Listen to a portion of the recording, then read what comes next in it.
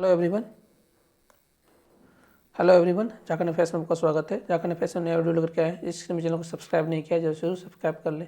ये हमारे झारखंड का लैंड रिलेटेड लॉज का सीरीज चल रहा है, जिसमें हम लोग CNT SPT और उसके कम्प्लीमेंट्री लॉज को कवर कर रहे हैं, जिसमें हम लोग JPSC 11th को टारगेट कर रहे हैं। JPSC 11th में इसमें 24 से 26 मार्क्स के क्वेश्चन पूछे जाते हैं। उसके अलावा झारखंड SI का भी एग्जाम आने वाला है। JPSC और के एग्जाम में इसकी बहुत ज़्यादा प्रासंगिकता है। उसका JSSC के सारे एग्जाम में इससे क्वेश्चंस पूछे जाते हैं झारखंड लैंड रिलेटेड लॉज से। इसके अलावा भी झारखंड के सभी एग्जाम में इससे काफ़ी क्वेश्चंस पूछे जाते हैं। आपके लिए बहुत ही बेनिफिशियल होगा। हमने CNT को भी कंप्लीट कर चुके हैं, SPT को कंप्लीट कर चुके हैं। SPT का ये हमारा क्वेश्चन आंसर वाला सीरीज चल रहा है। उसमें हमने SPT का क्वेश्चन आंसर सीरीज को भी हम लोग ट्रिक के साथ कवर कर रहे हैं। चलिए आज का भी हम लोग क्वेश्चन आंसर सीरीज को देख लेते हैं। आज का वीडियो भी हमारे लिए बहुत इंपॉर्टेंट होने है। कुछ बेसिक भी रहेंगे, कुछ इंपॉर्टेंट क्वेश्चन भी रहेंगे। चलिए, संथाल परगना काश्तकारी अधिनियम 1949 निम्नलिखित में से किस जिले में लागू नहीं होगा। बेसिक सा क्वेश्चन है। संथाल परगना काश्तकारी अधिनियम कहाँ पर लागू नहीं होगा? जो संथाल परगना के बाहर का क्षेत्र है। जामताड़ा संथाल परगना के अंदर आता है, दुमका भी संथाल परगना के अंदर आता है, देवघर के संथाल परगना के अंदर आता है, रामचारी संथाल परगना के अंदर नहीं आता है, तो यहाँ पर लागू नहीं होगा। बेसिक क्वेश्चन था। अगर आप मैप का सीरीज हमारा देखें तो आसानी से भी सॉल्व कर सकते हैं।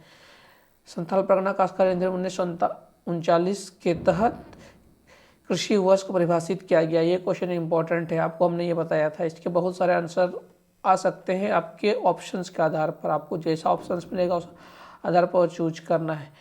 जहाँ बांग्ला साल चलता है वहाँ प्रथम वर्ष बैसाखी से प्रारंभ होता है।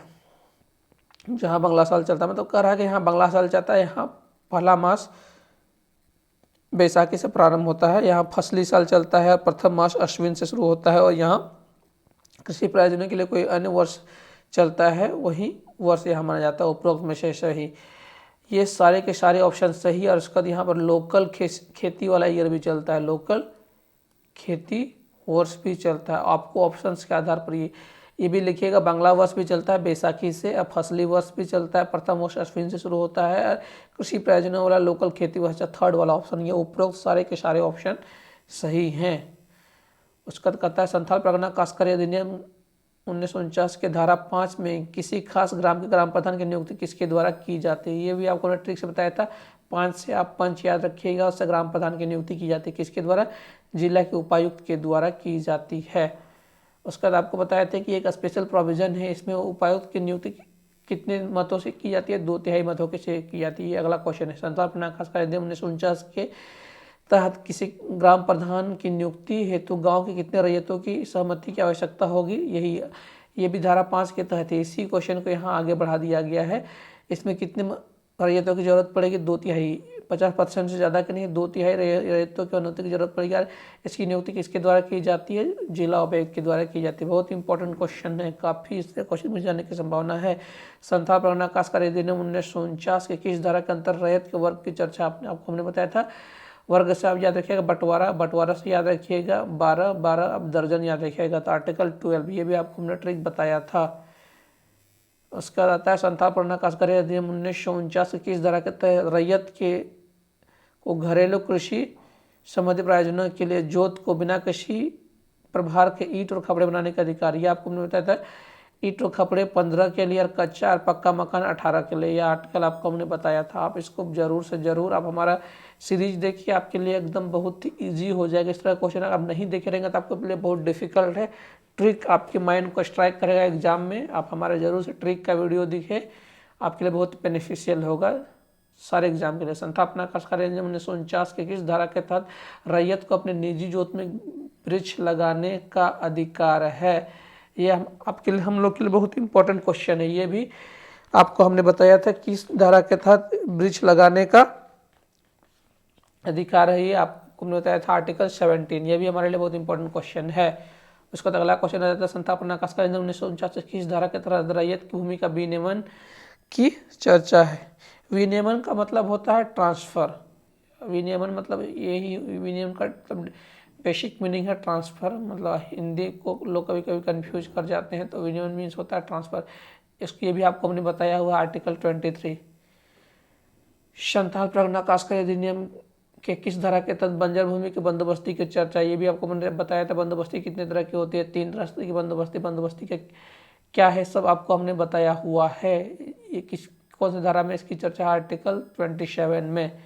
संता परगना काश्तकारी अधिनियम के धारा 33 के तहत कितने वर्षों के बंदोबस्त बंजर भूमि को आबाद नहीं किए जाने के बाद बंदोबस्ती रद्द की जाएगी। एसपीटी में अलग वर्ष है, सीएनटी में इसका अलग वर्ष है। एसपीटी ये हम लोग एसपीटी में ये 5 वर्षों के लिए इसका प्रावधान है। संथाल परगना काश्तकारी अधिनियम 1949 किस धारा के तहत किसी पहाड़िया गांव को बंजर भूमि के बंदोबस्ती और गैर पहाड़िया गांव की बंजर भूमि बंदोबस्ती साथ में नहीं की जा सकती। क्वेश्चन को ठीक से पढ़िएगा। संथाल परगना काश्तकारी अधिनियम 1949 की किस धारा के तहत किसी भी पहाड़िया गांव में बंजर भूमि की बंदोबस्ती, पहाड़िया गांव में बंजर भूमि की बंदोबस्ती और गैर पहाड़िया गांव के बंजर भूमि की बंदोबस्ती साथ में नहीं की जा सकती। इसकी चर्चा आपको हमने बताया था। ये आर्टिकल बहुत इंपॉर्टेंट है, ये आर्टिकल 41 है। ये भी इंपॉर्टेंट क्वेश्चन हैं। चलिए आइए क्वेश्चन को हम लोग देख लेते हैं। इसमें दोनों है, इसमें क्वेश्चन आपको सीएनटी में मिलेंगे और एसपीटी में मिलेंगे दोनों का। ये जब भी इसमें संशोधन हुआ से रिलेटेड क्वेश्चन है।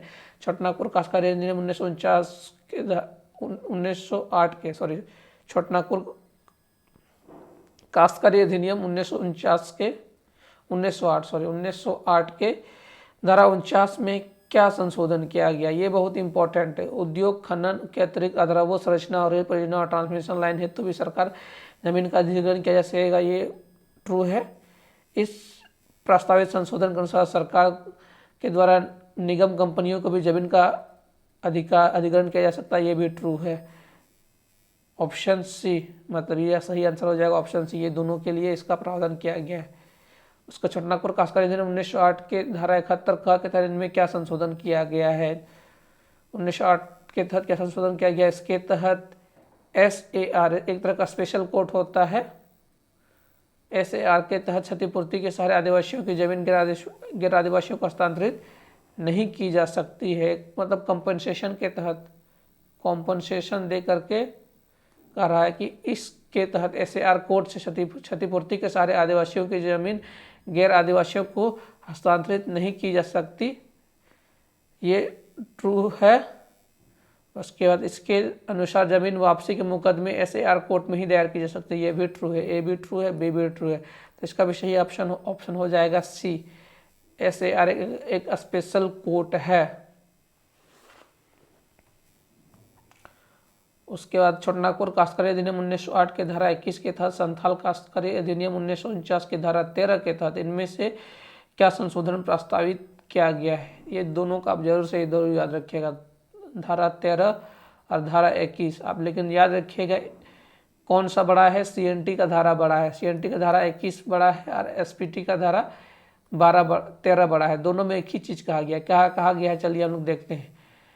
देखिए आप दोनों धारा को पढ़ेगा, बहुत सी चीज़ें इसमें कॉमन भी हैं, बहुत सी चीज़ें इसमें डिफरेंस भी है। इसमें क्या है कि मालिक को जमीन की प्रकृति बदलने का अधिकार दिया गया है। इसमें एसपीटी के धारा 13 में इसको अधिकार दिया गया, सीएनटी के धारा 21 में अधिकार दिया गया। 13 और 21 आप देख लीजिए, 3 और 1 आप इसको इस तरह से याद रखिए। हम लोग 1, 2 और 3, ठीक ना। अगर हम लोग इसको ट्रिक बनाना चाहें 1, 2 और 3 को इस तरह से लिखिए तो हम लोग क्या याद रखेंगे, सीएनटी वाला बड़ा है, एसपीटी वाला छोटा है। 1, 2, 3 को आप इसमें इस तरह से लिख दीजिए, इसको हम लोग अरेंज कर देंगे। सीएनटी वाला बड़ा है तो हमारा सीएनटी का क्या हो जाएगा,